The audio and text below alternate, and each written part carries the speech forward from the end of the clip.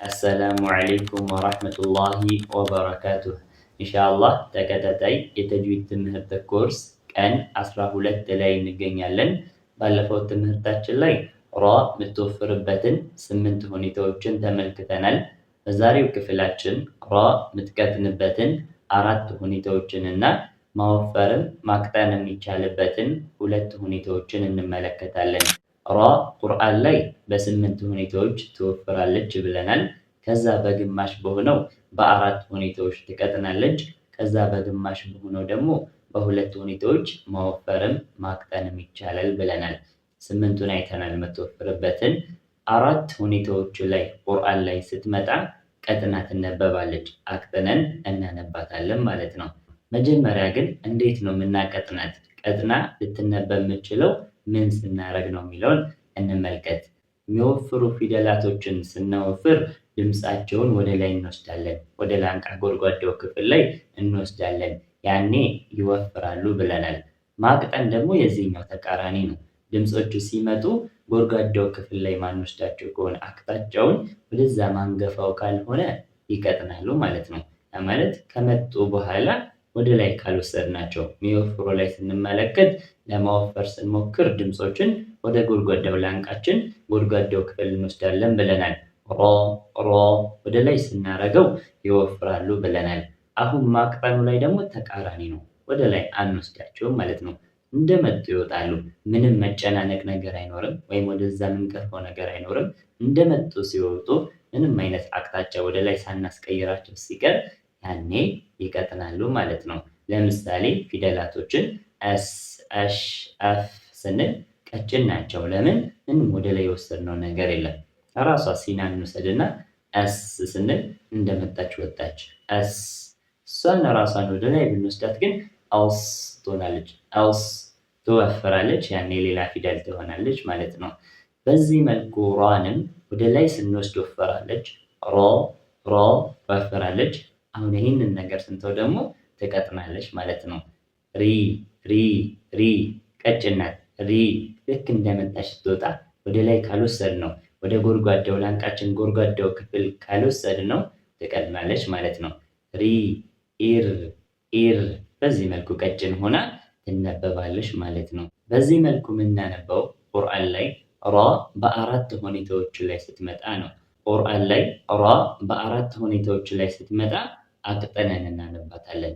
የመጀመሪያው ቁርአን ላይ ራ ከስራ ሆና ካገኘናት አቅጥነን ነው የምናነባት። ለምሳሌ ሪህ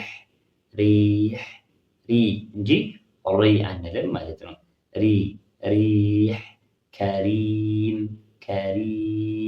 ሚን ሸሪ በዚህ መልኩ አቅጥነን እናነባለን እንጂ ሚን ሸሪ አንልም። ሸሪ ሳይሆን ሸሪ አቅጥነን እናነባታለን።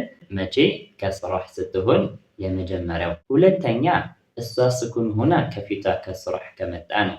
ስኩን ሆና ከፊቷ ያለው ፊደል ስንመለከት ከስራህ ከሆነ ያኔ አቅጥነን እናነባታለን ማለት ነው። ለምሳሌ ፊርዓውን በዚህ መልኩ አቅጥነን እንጂ ፊሩ አንልም። ፊርዓውን አቅጥነን ማለት ነው። አልፊርደውስ አቅጥነን እናነባታለን ማለት ነው።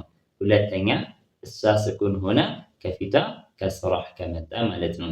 ሶስተኛ ላይ እሷ ስኩን ሆና ከፊቷ ስንመለከት ስኩን ከሆነ ድጋሚ ሶስተኛ እናያለን። ሶስተኛ ስንመለከት ከስራህ ከሆነ አሁንም ትቀጥናለች ማለት ነው።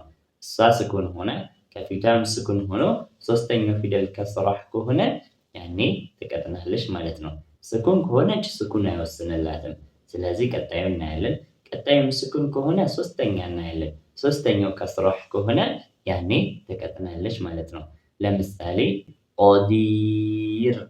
ኦዲር ራ ስኩን ናት፣ ከፊቷ ያ ስኩን ናት። ከሷ ቀድሞ የመጣው ደግሞ ዳል ከስራህ ነው። ስለዚህ ሶስተኛው ፊደል ራን ያቀጥናታል ማለት ነው። ሶስተኛ ላይ እሷ ስኩን ሆነ ከፊቷም ስኩን ሆኖ ሶስተኛው ፊደል ከስራህ ከመጣ ማለት ነው። አራተኛ ላይ እሷ ስኩን ሆና ከፊቷ ያ ስኩን ሆኖ ሶስተኛው ፊደል ፈትሐ ከመጣ ነው። የምትወፍርበት ሁኔታዎች ላይ ስንመለከት እሷ ስኩን ሆና ከፊቷ ስኩን ሆኖ ሶስተኛው ፊደል ፈትሐ ከሆነ ትወፍራለች ብለናል።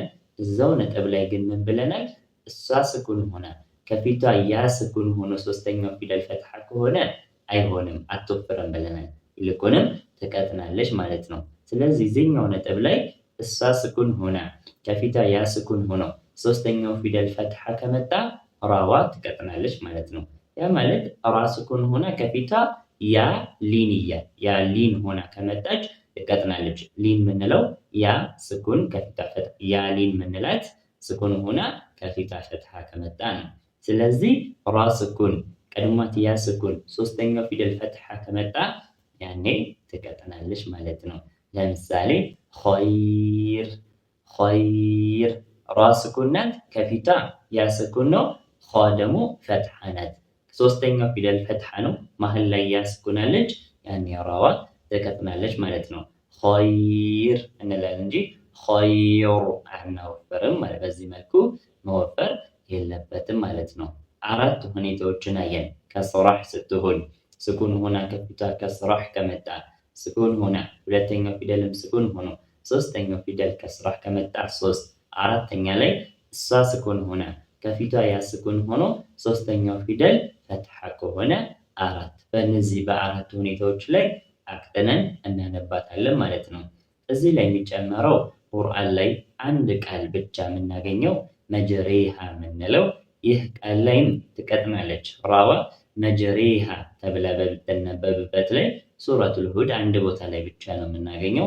በዚህ ቦታ ላይ ስናነባት መጀሬ በዚህ መልኩ መጀሬሃ እንላለን እንጂ መጀሬ አናወፍርም ማለት ነው። መጀሬሃ እንላለን ማለት መጀሬሃ።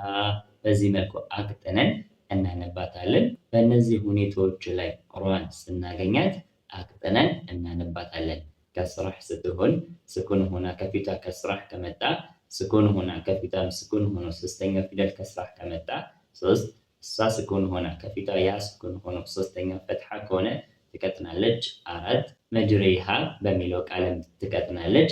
በእነዚህ ሁኔታዎች ላይ አቅጥነን እናነባታለን ማለት ነው። ሌላኛው ቁርአን ላይ ራ በሁለት ሁኔታዎች ላይ በምትመጣበት ጊዜ አወፍረንም አቅጥነንም ማንበብ እንችላለን።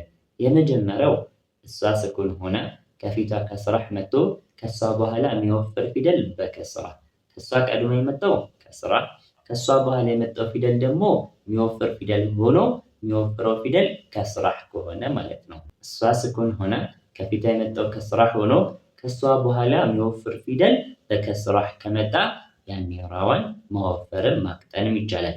ከሷ በፊት የመጣውን ከስራውን አይተን ማቅጠን እንችላለን፣ ወይም ደግሞ ከሷ በኋላ የሚወፍረውን ፊደል አይተን ማወፈርም እንችላለን ማለት ነው። እዚች ጋር ግን የሚወፍረው ፊደል ግዴታ ከስራ ተደርጎ ከተነበበ ነው። ከዛ ውጪ ከስራህ ካልሆነ የሚወፍረው ፊደል ከስራህ ካልሆነ ትወፍራለች ማለት ነው። ለምሳሌ ፊርጢን የሚለው ቃል ስንመለከት ፊር ፋ ከስራ ናት፣ ራ ስኩን ናት።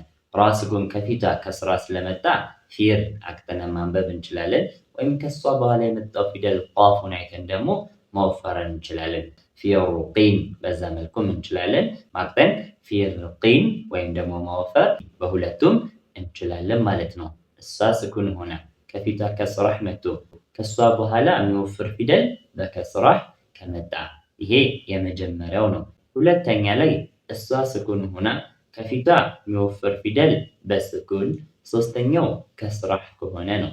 እሷ ስኩን ሆና ከፊት ለፊቷ ስኩን መጥቶ ስኩኑ ግን የሚወፍር ፊደል ከሆነ ሶስተኛው ደግሞ ከስራህ ከሆነ ነው።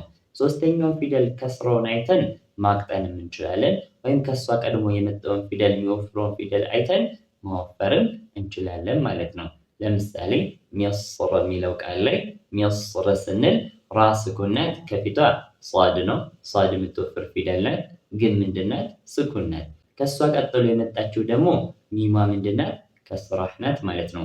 ሚሟን አይተን ሚስር ማቅጠን እንችላለን፣ ወይም ደግሞ ሷዱን አይተን ሚስሩ ማወፈር እንችላለን። በሁለቱም ይቻላል። ማወፈር ማቅጠን የሚቻልበት ሁለት ሁኔታ እሷ ስኩን ሆና ከፊቷ ከስራህ መጥቶ ከሷ በኋላ የሚወፍር ፊደል በከስራህ ከመጣ 1። ሁለተኛ እሷ ስኩን ሆና ከፊቷ የሚወፍር ፊደል በስኩን፣ ሶስተኛው ፊደል ከስራ ከመጣ 2። በእነዚህ ሁለት ሁኔታዎች ላይ ማወፈርም ማቅጠንም ይቻላል ማለት ነው። ኢንሻአላህ ዛሬ የተመለከትነው ራ የምትቀጥንበት 4 ሁኔታዎች ራ ከስራ ስትሆን ስኩን ሆና ከፊቷ ከስራ ከመጣ፣ ስኩን ሆና ከፊቷ ስኩን ሆኖ ሶስተኛው ፊደል ከስራ ከመጣ 3፣ አራተኛ እሷ ስኩን ሆና ከፊቷ ያ ስኩን ሆኖ ሶስተኛው ፊደል ፈትሐ ከሆነ 4። በእነዚህ በአራት ሁኔታዎች ላይ ትቀጥናለች። መጅሪሃ በሚለው ቃል ውስጥም ትቀጥናለች። መጅሪሃ ጨመርንበት። በእነዚህ ሁኔታዎች ላይ ትቀጥናለች። እንዲሁም ማወፈር ማቅጠን የሚቻልበት እሷ ስኩን ሆና ከፊቷ ፊደል ከስራህ መጥቶ ከእሷ በኋላ የመጣው ፊደል የሚወፍር ፊደል በከስራህ ከመጣ 1። ሁለተኛ እሷ ስኩን ሆና ከፊቷ የሚወፍር ፊደል በስኩን ሶስተኛው ፊደል ከስራህ ከመጣ፣ በእነዚህ በሁለት ሁኔታዎች ደግሞ ማወፈርም ማቅጠንም ይቻላል ማለት ነው። ኢንሻአላህ በቀጣይ በሌላ አህካም እንመለሳለን። አሰላሙ አለይኩም ወራህመቱላሂ ወበረካቱሁ።